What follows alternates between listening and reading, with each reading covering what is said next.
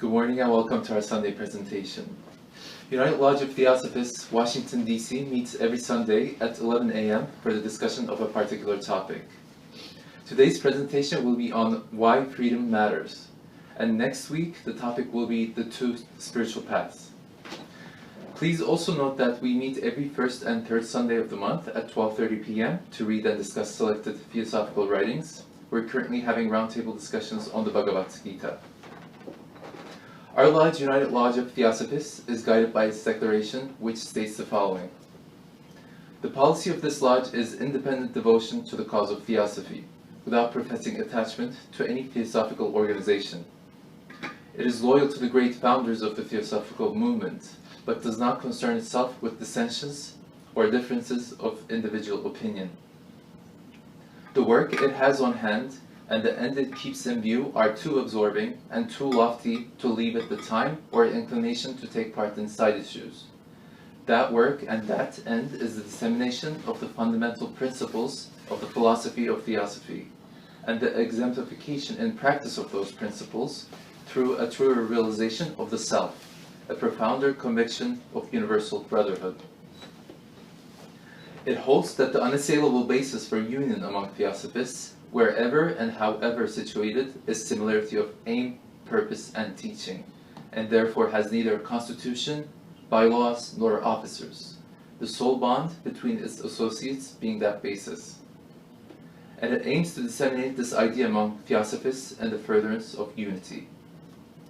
It regards as Theosophists all who are engaged in the true service of humanity, without distinction of race, creed, sex, condition, or organization, and it welcomes to its association all those who are in accord with its declared purposes, and who desire to fit themselves, by study and otherwise, to be the better able to help and teach others.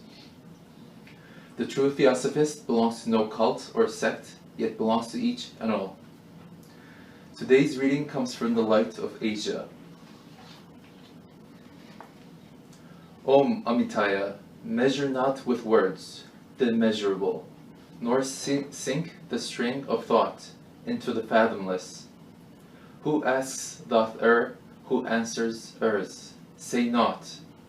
The books teach darkness was, at first of all, and Brahm, soul meditating in that night. Look not for Brahm, and the beginning there, nor him, nor any light. Shall any gazer see with mortal eyes, or any searcher know by mortal mind? Veil after veil will lift, but there must be veil upon veil behind. Stars sweep and question not. This is enough, that life and death and joy and woe abide, and cause and sequence and the course of time, and being's ceaseless tide, which ever changing runs linked like a river by ripples following ripples, fast or slow, the same yet not the same, from far off fountain to where its waters flow, into the seas. These, steaming to the sun, give the lost wavelets back in cloudy fleece, to trickle down the hills, and glide again, having no pause or peace. This is enough to know, the phantasms are, the heavens, earths, worlds, and changes changing them, a mighty whirling wheel of strife and stress, which none can stay or stem. Pray not, the darkness will not brighten. Ask naught from the silence, for it cannot speak. Vex not your mournful minds with pious pains. Ah, brothers, sisters, seek not from the helpless gods by gift and hymn, nor bribe with blood, nor feed with fruit and cakes. Within yourselves deliverance must be sought. Each man his prison makes. Each hath such lordship as the loftiest ones. Nay, for with powers above, around, below, as with all flesh and whatsoever lives, act maketh joy and woe. What hath been bringeth what shall be, and is, worse, better, last for first, and first for last.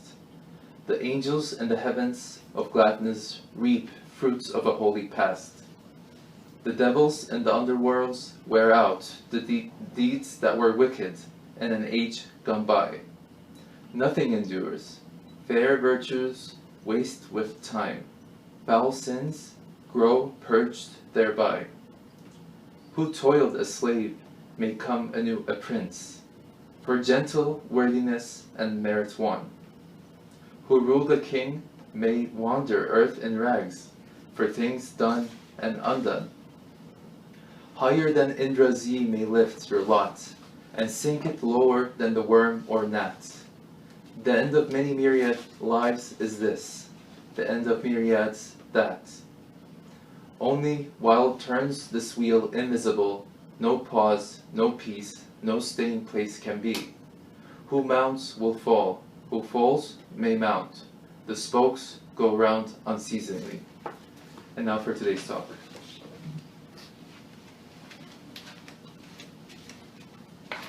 Good morning and welcome, friends. Why should the having freedom be important to us? And when we face that question, do we really have freedom? And what kind of freedom do we have? And what about worldwide? How do we measure having freedom? And we'll start with a statement from the Masters. This is a general statement. It says that where mind or thought struggles to be free, the Masters are there in force. And in recent days, we have seen this all over the world, this fight by general public trying to obtain political freedom. So this is not the subject matter, but this is what a lot of people think freedom is. Political. But it really is not. However, this is how we measure it. And when we look at the human historical epoch, we see that it is really colored with oppressors. In other words, oppression is the word.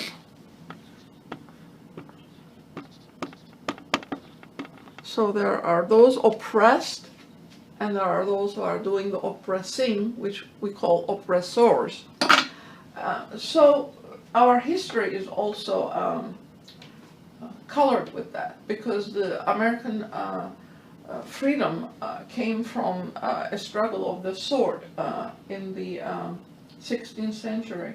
And so we have to consider the political situation, but the conditions that exist all over the world, when we look at it, we see that the general public is really like pawns on a board, and they're being used as agents of desire and ambition by the oppressors.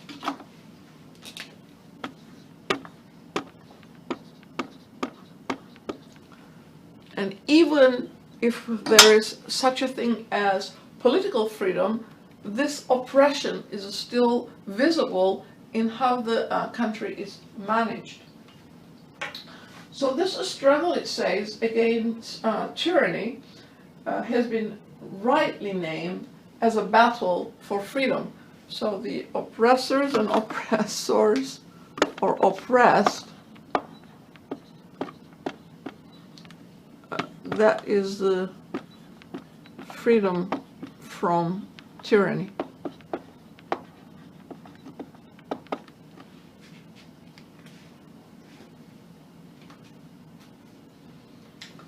And we can find a lot of examples of that in the French getting their freedom, in America's constitution being formed, and so forth. So in this definition of freedom, liberty has come to mean solely that political condition which allows each man to think freely as they choose to do so. But when we look at our condition where this political freedom exists, we see that men, through their this freedom, free thinking,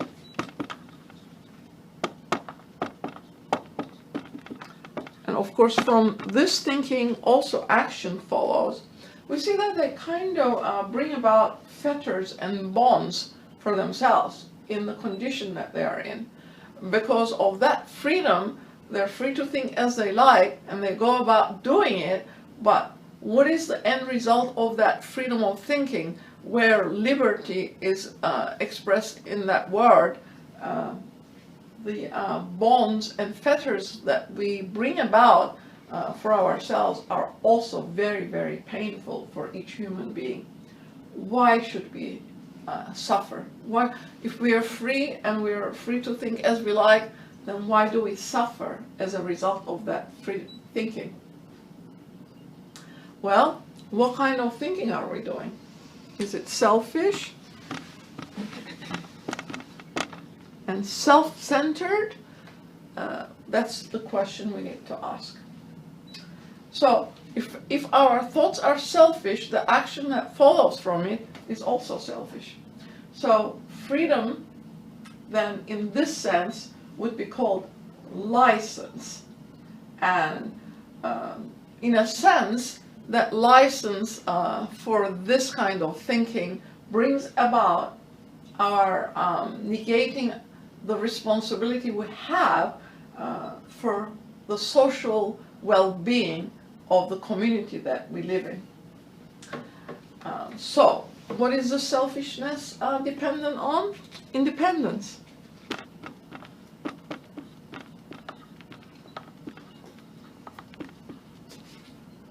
Independence. Because we think we are free and we think as we like. So, governmental order assuring freedom, and this is in our Constitution. The pursuit of happiness is one of the conditions specified in it. Does not actually help its citizens to figure out what kind of happiness will come from their freedom of thinking according to this definition.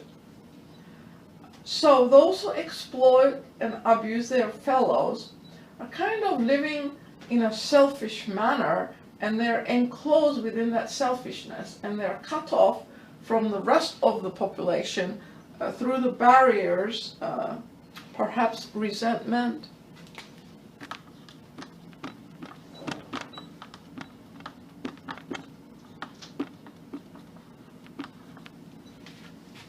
and hatred. So, what kind of determinant is that? That self-established independence through this political system that brings about selfishness, independence, and our actions following from that to the detriment of the general public in a sense. There is one condition which is kind of missing from this equation, and that is the condition of the human self, the soul, in other words. Human condition, self, and this self too.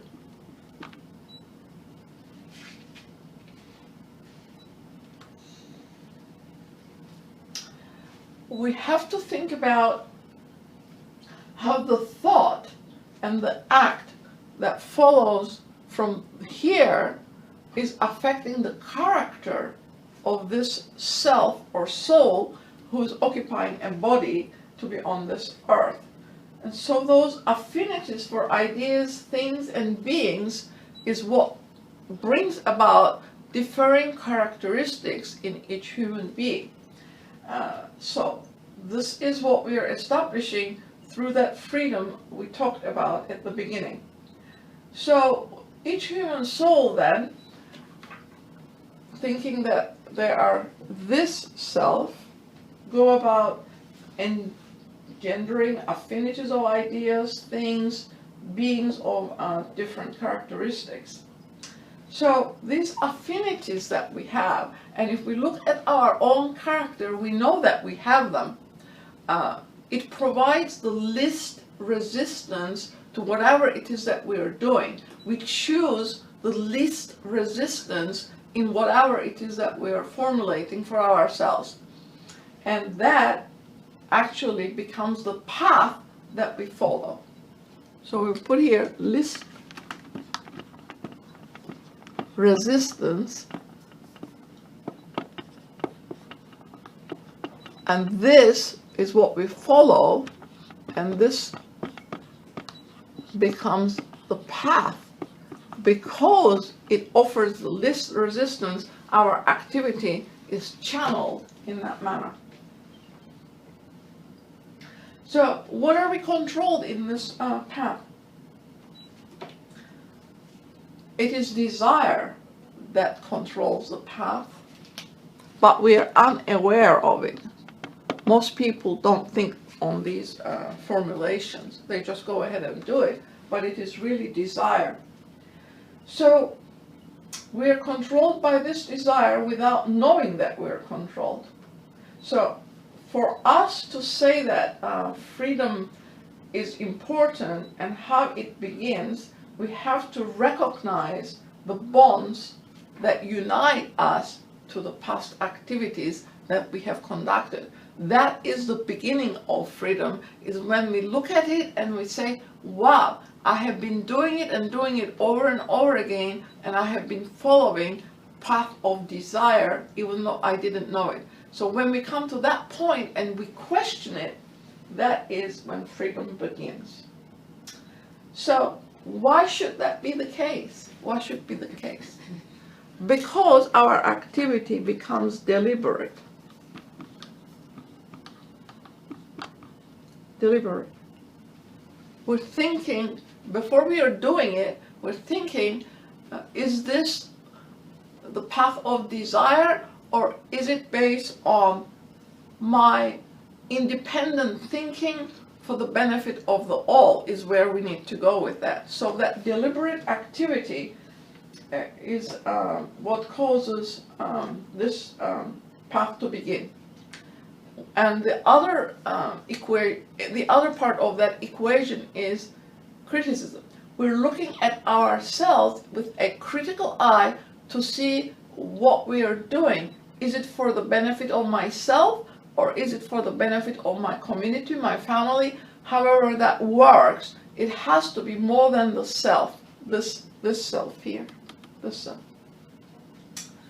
So we're unfortunately bound unwillingly for the effects that follow from that desire path. And when we have become deliberate in our activity, we still have to face what we have done in the past. Karma will not let those things go. So why do we suffer? That's why we suffer, because our activity has not been deliberate in the past, and in the lifetime that we become deliberate, still we have karma to face, because in the past we have not acted that way. So we have to become aware of illusory liberty from the genuine freedom.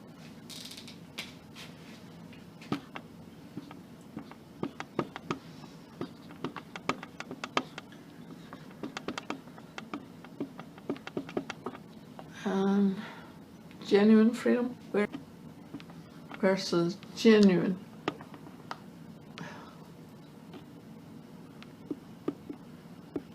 freedom.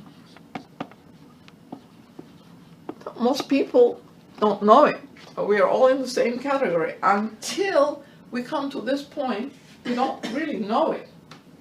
So intelligent action must be guided by knowledge, and that knowledge has to be based on principles that inhere in the processes of the life itself. So knowledge is important.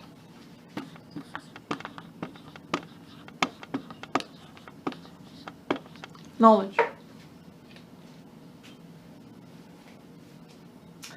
And consideration of these principles will demonstrate to us that cause and effect affects us, and that we cannot do anything for ourselves without affecting others. Knowledge has to be based on thought,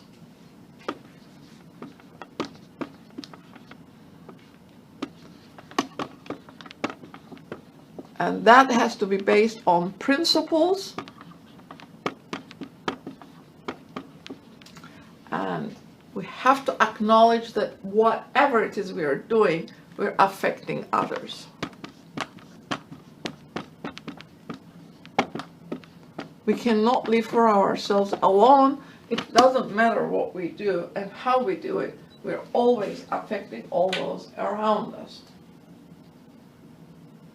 So, in this manner, when we turn that critical eye and look at ourselves, we come to the realization that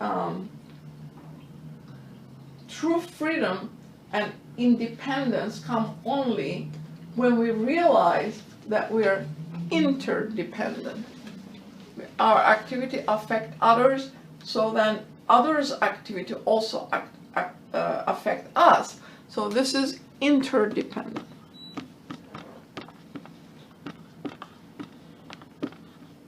We are interdependent on others as they are interdependent on us. And so once we realize that this is true freedom, we act from this basis. It is not easy for us to do this because every human soul, every human being have particular relations with family, group of friends, and cannot act without affecting them. When you think about it, the truth of that statement becomes very obvious. Even if we start with our family, we become very conscious of our activity affecting all those in that family, and whatever they do also affect us. So, such relations form the individual's immediate responsibility in the field of interdependent action. This is for us, ordinary human beings. But when we look at the work of the spiritual teachers, they work in a very wider and larger sphere.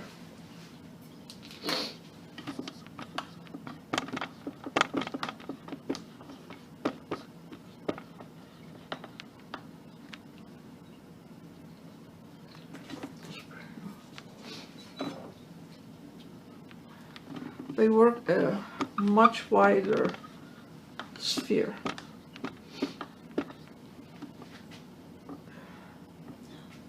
The H is after the S, and after the P, sorry. SPH.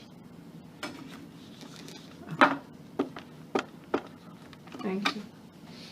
Anyway, so they work in a much larger sphere than ordinary human beings because they have been on this path of interdependent activity for a very long time. We can look around and see that this is also a true statement. Jesus came with a message and help for a race. Plato, on the other hand, gave moral homogeneity to Western civilization by bringing all of the philosophy together, including the Orient. Buddha taught and acted not as an individual man, but for the entire Orient, and from that work, Tsongkhapa, which HPV says was the reincarnation of the Buddha in the 13th, 14th centuries, started at other activity to help the West. So in a way, he came to the whole world, but for that particular period, to the Orient. And when we look at H.P. Blavatsky's work, we realize that she served all of humanity, welded into one society by the technical genius of modern science. So we see that these great souls are marked by their universal sense of responsibility. So these souls are universal. Their responsibility lies to all of humanity.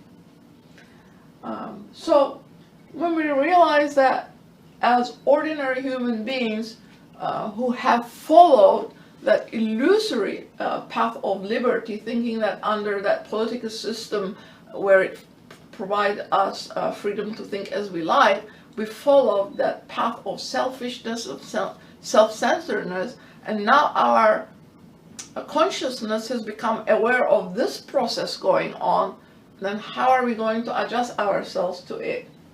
Well, the writings say that this cannot be achieved as a one-step thing.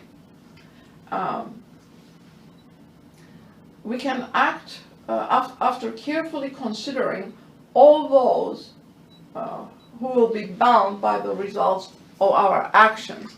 So that's the first step, becoming aware as to how we're going to do it, when we are going to do it, where we are going to do it, and who we are going to affect. He can attempt to envision the full scope of his present responsibility and to act in consideration of all the needs of that total situation.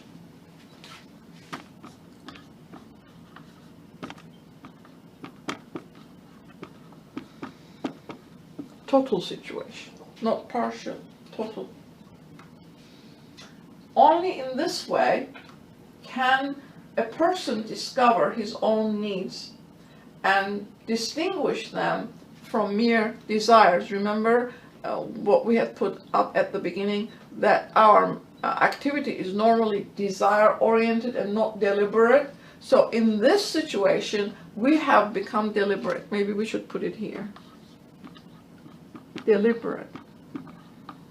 And we're considering the welfare of everyone that is going to be involved in the situation, and we're looking at ourselves to see, is this coming from desire or is it a need? So we need to then differentiate between desire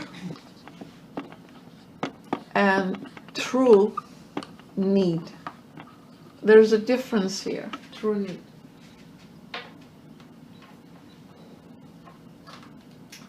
So our horizon of perception of interdependence will entirely transcend our personal relationships if we continue on this deliberate path of choosing what is our true need versus our desire nature, which is it activating our condition at that time. So this is, it says, the right use of freedom, and it is really freedom itself when the real ideal of the spiritual striving, which the ideal of political liberty reflects it. So we start with this liberty that is political, but we end up here where spiritual considerations for our activity is at the forefront, and then we realize that that is a reflection onto the real freedom that we're expressing. Now, HPB in the key says to seek to achieve political reforms before we have effected a reform in human nature is like putting new wine into old bottles. Make men feel and recognize in their innermost hearts what is their real, true duty to all men, and every old abuse of power, every iniquitous law in the national policy based on human, social, or political selfishness will disappear of itself. This is a very succinct statement. She has a way of putting things very succinctly.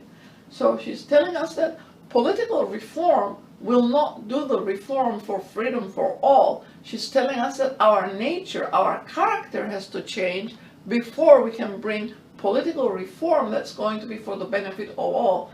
But look at the political situation that we are suffering or going through at this time.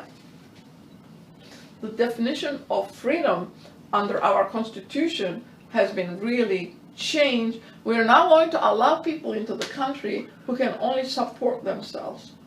What happened to the freedom that everybody was welcome to this vista opening to the whole world? What happened to that ideology that was expressed at the beginning of the Constitution of this country?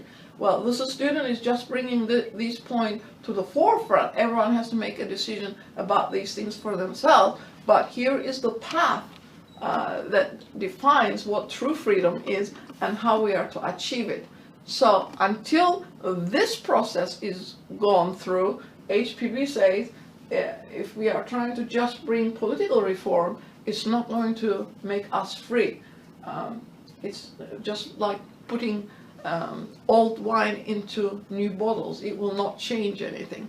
So in order for true change in our societal life to come about, I think we need to understand this interdependence of all life, wherever it is that we are, and that our action affects other people around us, first family and community, and then our nation, and then all nations. When we look at the spiritual freedom that the spiritual teachers exercise when they come, to them, humanity is just one family.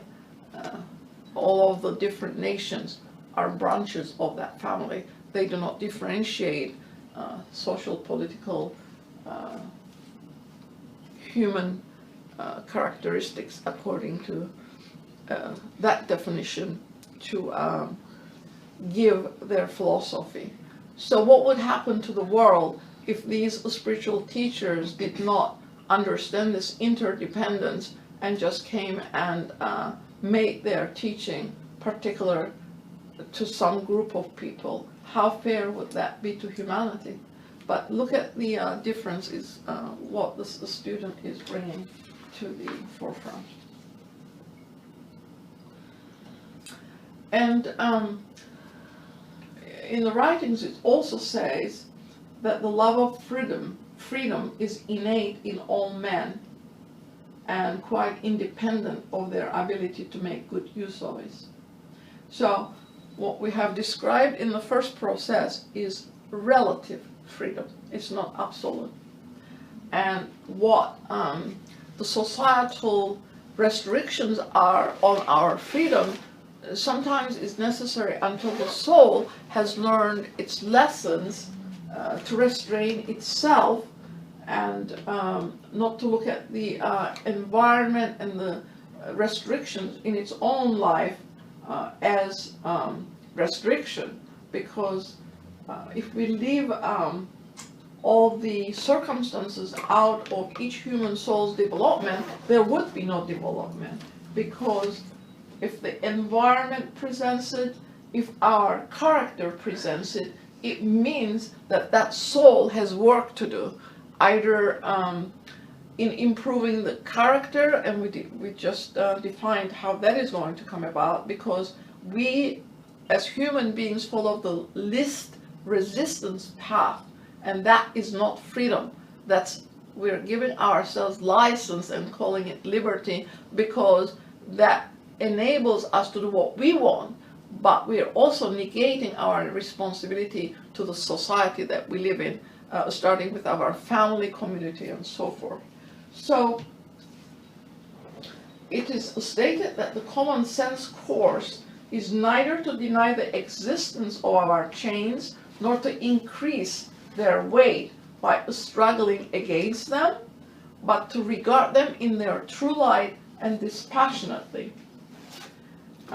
The criterion laid down by Theosophy for evaluating karma as good or bad is whether it is pleasing or the reverse to the soul, whether it furnishes opportunities for growth and lessons by which the soul can profit, or tends to an arrest of development. So here's the true definition in our struggle within our circumstances or characteristics.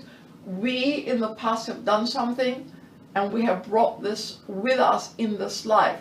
Are we going to look at our circumstances and our character as a disadvantage, or are we going to accept where we are, how we are, and see how we can change it and make it more suitable according to this definition of interdependence as to how we are going to become that individuality that we wish to be. So the viewpoint from the perspective of the personality is avoided if we persistently follow as to where that impulse is coming from.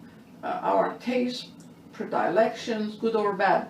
It is a desire. If it is a desire principle propelling it forward, then that is when we have to think and correctly discriminate whether it is a desire or it is a need. So life becomes, it is stated, simple.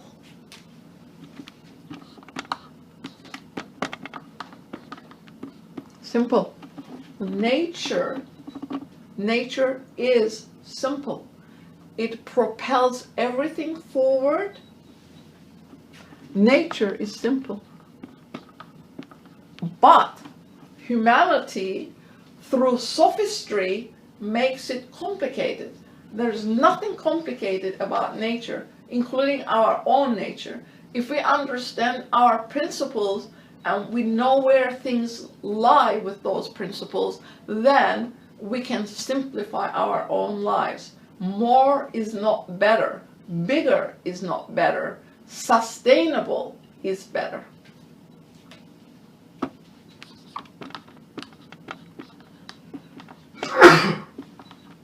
Sustainable is better. As we simplify our life, we become a role model for all those around us. As we remove one defect from ourselves, we remove it from the whole family line. Because we are going to reincarnate, whether generality or public believes it or not. That is how nature works. It gives us an opportunity from life to change, to become better, to be able to fit ourselves for service of the whole. So we will stop here and answer your questions. Yes? You mentioned desire quite a few times. Mm-hmm. You're talking about personal desire as opposed to the desire for being able to get on this path and stay on it.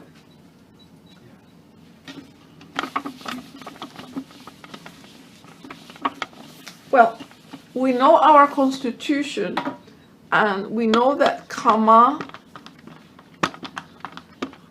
manas works with passions, because that is kama. Now, we have to be also realistic about this.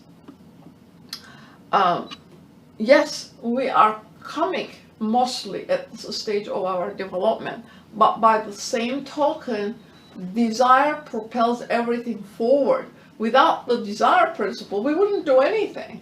So you have to give it its correct interpretation. Without desire, we would be lazy people sitting around and doing nothing. But the Gita also defines the three qualities of nature. What does it involve? Tamas, Rajas, and Sattva. All that is in nature, but all of it is also in us. And this path can only be changed when the three qualities are balanced.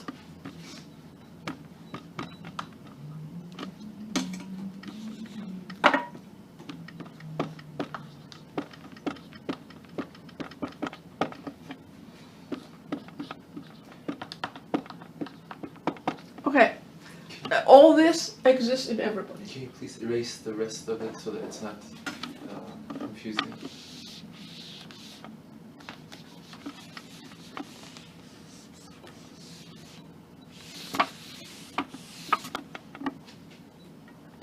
I will leave that there. Oops. Anyway, so everyone has these qualities. What else? Nature has it too. Everything in nature has these three qualities. Sattvic, goodness, truth, light. Rajasic, activity, desire.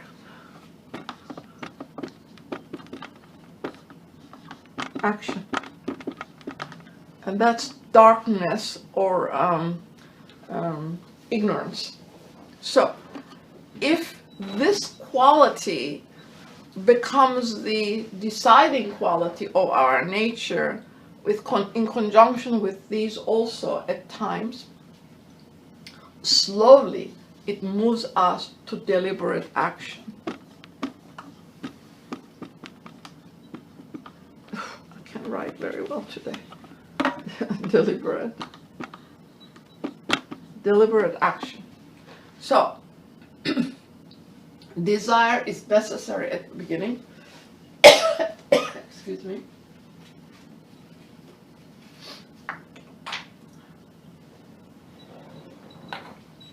So desire is necessary in our developmental path. But somewhere along the line, we have to understand, what is that desire nature doing? Is it propelling all our activity in that selfish, self-centered direction? Or are we going to allow it to also propel us towards the universal aspect of it? What does that become eventually? It becomes compassion for the other. So this has its usefulness, but somewhere along the line, once the human personality becomes aware, what is it I'm doing? Why am I here? What's the purpose of life? All those questions, we have to answer them. Then it moves you towards sattvic activity, towards consideration of the other, towards deliberate action. Do the three qualities come in cycles? You said that they're present all the time in nature and in us, but is there a cycle in which the tamasic is more active? No. They're all there. It's your character that determines it. It's your character that determines which one of those things is more prevalent. Because remember what we said, in each life you're doing things. And you are either moving towards freedom through deliberate action, or liberty to give yourself license to do whatever it is you wish to do, right? So that path is available to everybody, and we express it solely towards one at our developmental stage of kamamanas, because this is selfish, this is self-centered, okay? But there comes a time in each human person's life where they ask those key questions. Why am I here? Who am I? What am I doing? What's my purpose? What's the purpose of life? And then you have to answer them for yourself. You are seeking the truth about, who am I? What does the Western world say? Soul, spirit, body. You cannot really figure out just with those three things as criteria. We are seven principled, remember?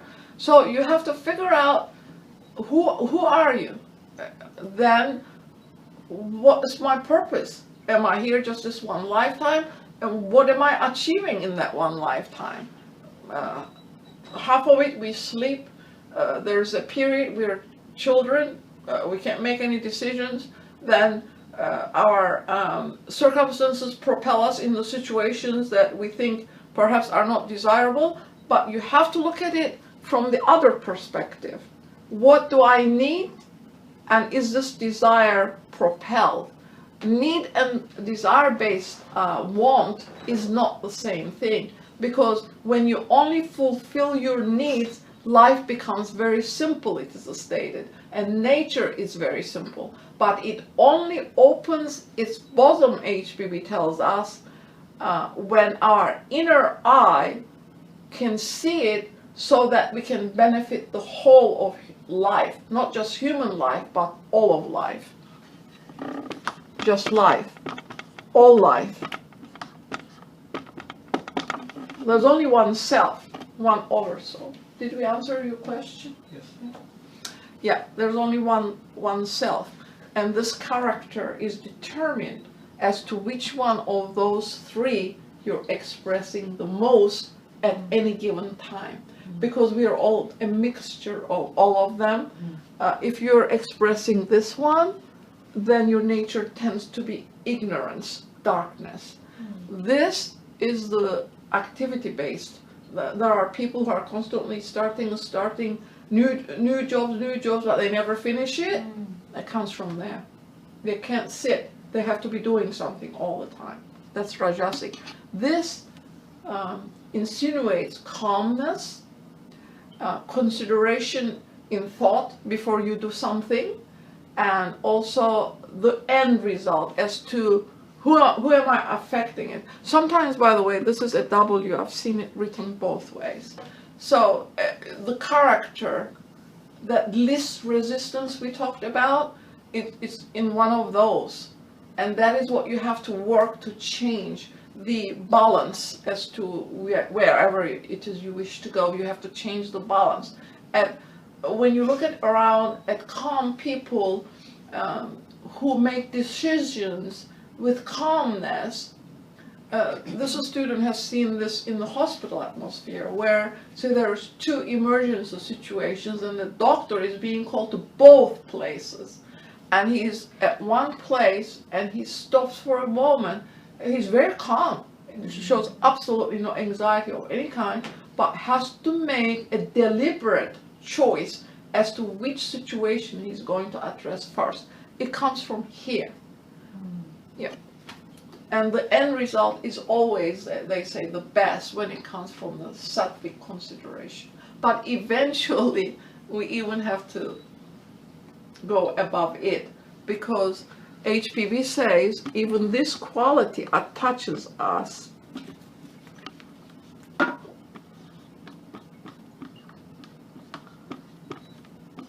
through goodness. That we become attached to doing charitable works, good things for a lot of people, and we're continuously concerned about the welfare of the other. But she says, even you have to go above it. You have to go above it, because attachment is not where we want to be. Eventually, we are going to rise above that attachment. What's the opposite of it? Detachment. In other words, you're going to use your knowledge and discrimination to know what exactly you need to do, but not be attached to the end result. Because goodness also attaches us through that goodness. Yeah, so.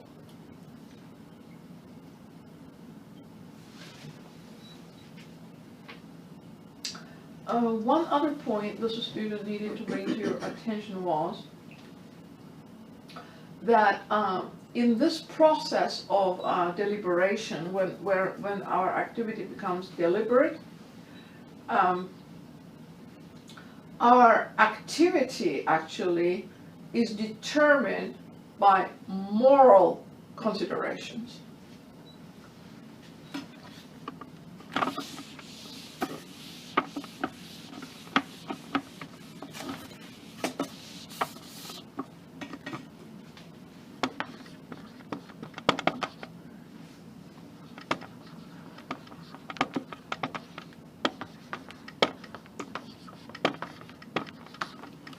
Remember what the masters say, that science or scientists are helped only if their appeal to societal change through their discoveries is based on moral solutions.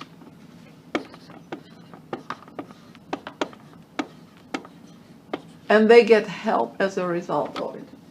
Why?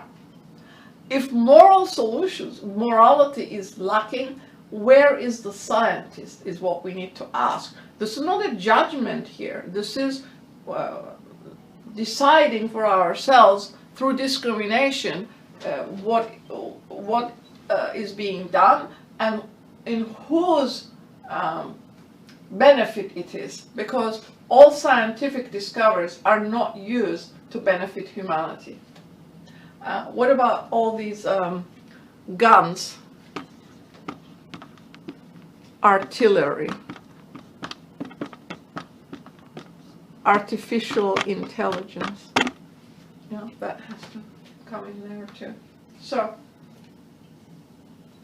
HPV says, it is observed that in the process of advancement from amoeba to man, there is a gradual shift of emphasis from environmental and hereditary factors to those more closely affecting the expression of the indwelling life.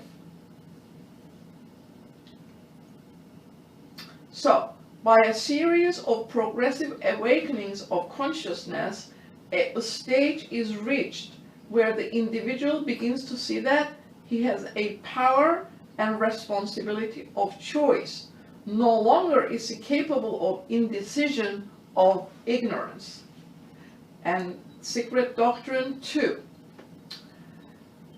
We're told in there that external and internal conditions which affect the determination of our will upon our actions, and it is in our power to follow either of the two. Page 639. External and internal conditions.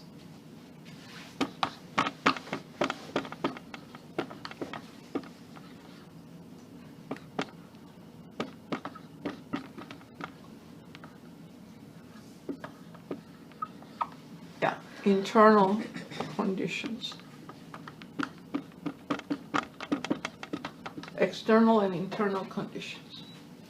So we have to be aware that the light in the heart is what we need to get in accord with. In other words, as long as the path of least resistance is the personality path, we're not expressing our soul purpose.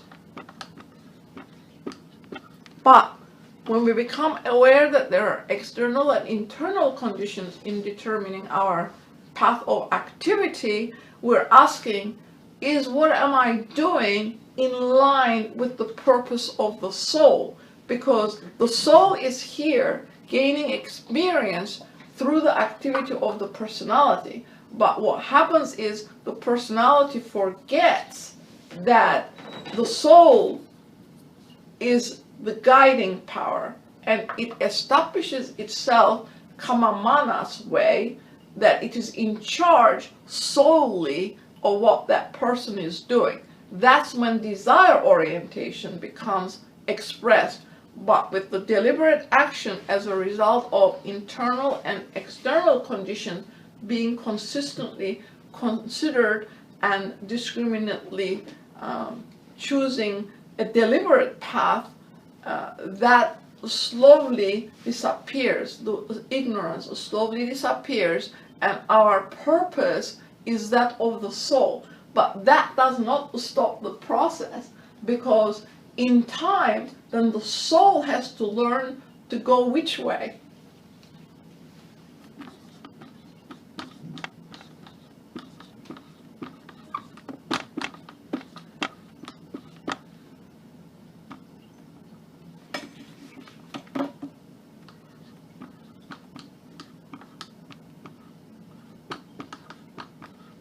This way.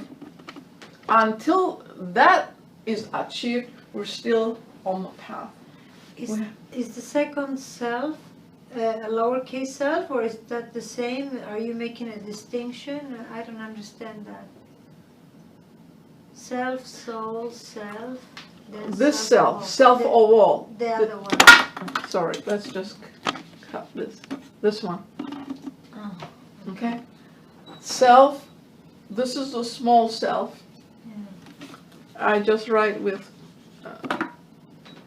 that's that self.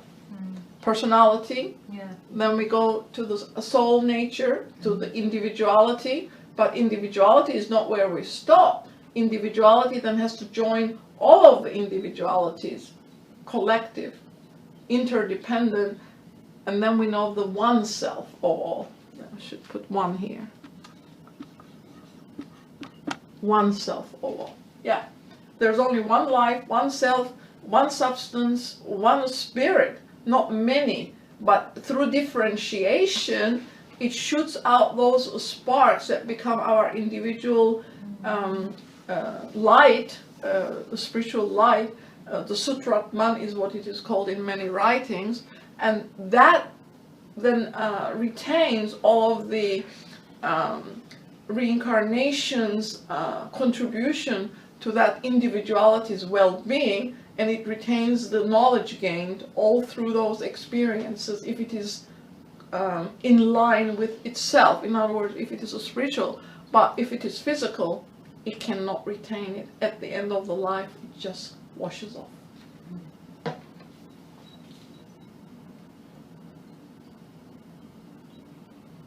Well, washing off meaning it. You leave it right here on You earth. leave it here, but it never disappears totally, right? Even if you live it on our earth, it's affecting everything else on earth. It affects it, but during that life only, because Right. at the end of that life, all of your lower sheaths separate from the individuality, and you leave them right here on earth, and when they separate, the astral goes to its place, the kama goes to kamaloka, and so forth, but they're all left here. But the skandhas, the things that you need to work on, you will attract them again in your next life when you come back, because you can only address things here on earth. This is where our development takes place. This is where we grow in all of these fields of activity. Yeah. So then you will come back, and in your next life, depending what the soul's purpose is, those particular things that you need to work on will come to you again by choosing the family, environment, so forth, because the coming soul chooses where it is going to incarnate. They're not haphazard. I think you answered my follow-up question with skandhas, because it never disappears. It's there waiting for Things us to that come you back. need to work on never It's- disappear because you haven't perfected them yet. Yeah. The things that are perfected are in line with the soul life, the spiritual life, are retained. I think HPB tells us they're like pearls hung up on a string.